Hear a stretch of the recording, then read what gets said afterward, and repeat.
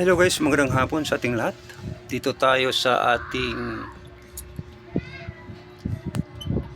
YouTube.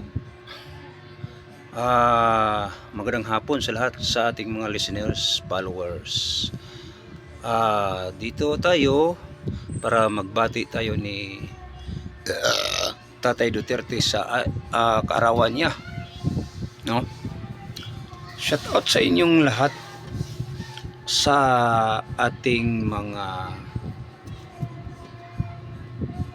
viewers, minamahal nating viewers, no? Shout out dyan sa ating mga followers. So mga kababayan, ako po ay itong hapon na to, ako po manawagan magpasalamat sa inyo kasi mayroon tayong nag-viral nga ina-upload natin sa YouTube. Kasi na kaya nga ako magpasalamat sa inyo, no? Magpasalamat tayo ni YouTube kasi nag-viral dito ang ating ina-upload, no? So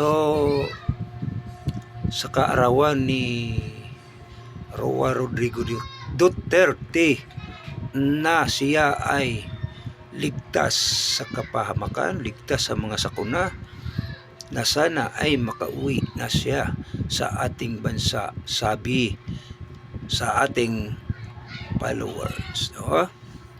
Thank you. So ako magbati na rin ako ni Tatay Duterte. Tatay Duterte, salamat sa pagdadala sa bansa nga ikaw ay bayani sa amin kasi pinangaalagaan niyo ang aming mamayang Pilipino kasi sa kagalingan niyo kayo po ay pinakidnap ni Marcos para mawala kayo sa ere. So para sa akin mga kababayan, si Tatay Duterte ay isang bayani, no? Sa ating bansa. Pero hindi pa natin sigurado kung makauwi ba o hindi. Pero ipagdasal lang natin, no? Alam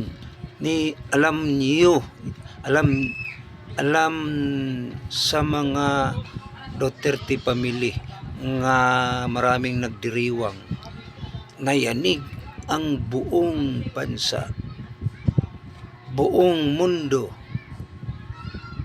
na yanig ang mga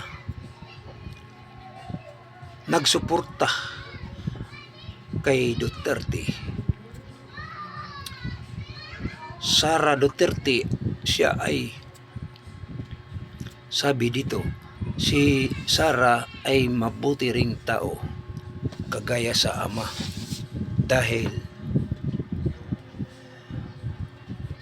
lagi na lang siya ini-impeach sa mga madulas nga malaking isda. Ibig sabihin lagi na lang siyang pinaparatangan ng mga walang kadahilanan o walang katotohanan ang mga paratang ng mga sinasabi dito, no? So mag-ingat tayo sa ating mga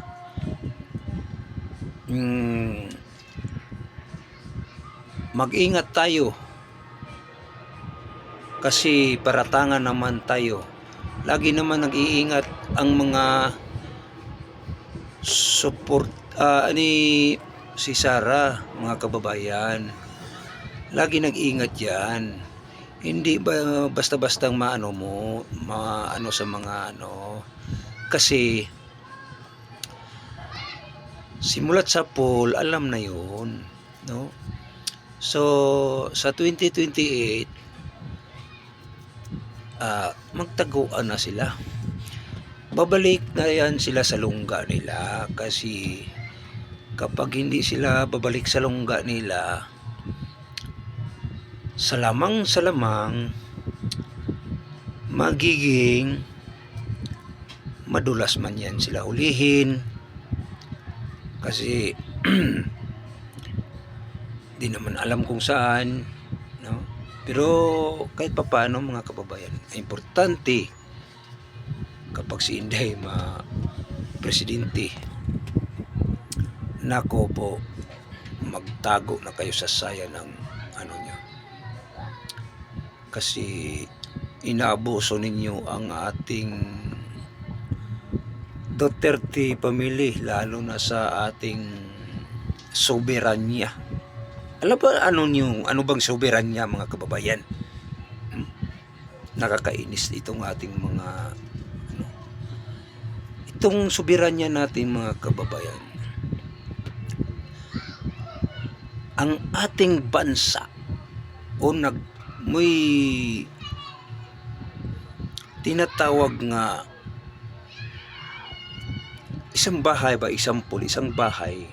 gumawa tayo ng bahay para sa ating pagsalo-saluhan sa mga batas, kung ano dapat gagawin sa ating batas, kung sino ang makakasala, parusahan, kung may soberanya tayo, may institusyon tayo, kailangan managot ang dapat managot. So, ang dapat managot yung katunayan nga may sala. Yun naman talaga ang ano natin dito, no? Sabi nila, ang may sala managot. Tama yun. Pero hindi dalhin natin doon sa daig. Dito natin litisin ang ating Presidente Duterte sa ating bansa kasi gumagana ang ating soberanya. Kaya may soberanya tayo, no? O may institusyon tayo, no? Kaya nga si Marcos, nakakainis itong Pangulong Marcos, no, mga kababayan. Nakakaloko, no? Nakakaloko itong Marcos. Kay kung masarap pagmura lang dito mga kababayan, masarap murahin to si Marcos. Galit, maraming galit sa iyo Marcos, ha? Maraming galit na sa iyo. Mas mabuti pa Marcos, bumaba ka na. Kasi pinapahirapan nyo ang mamayang Pilipino. Ha? Ninakaw pa ninyo ang ating pera nga buhis ng mamayang Pilipino. So, papaano? Ha? Nga tayo po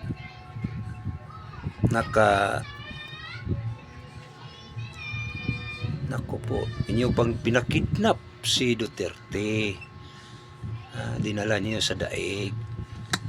Walang kakwinta-kwinta yung mga ginagawa niyo. Nagasayang-sayang kayo sa pera ng nakaw niyo. Hindi sa iyo yung pera. No? Pagka walang hiya ng itong admin, mga kababayan. So, maraming salamat. God bless. Mabuhay Pilipino. Si Inday Sara sa 2028. Ulitin natin dito si Tatay Duterte. Happy birthday, Tatay Duterte. Ang wish ng mamayang Pilipino, sana makauwi ka na. So, I love you, Tatay Duterte. Sabi dito sa ating listeners.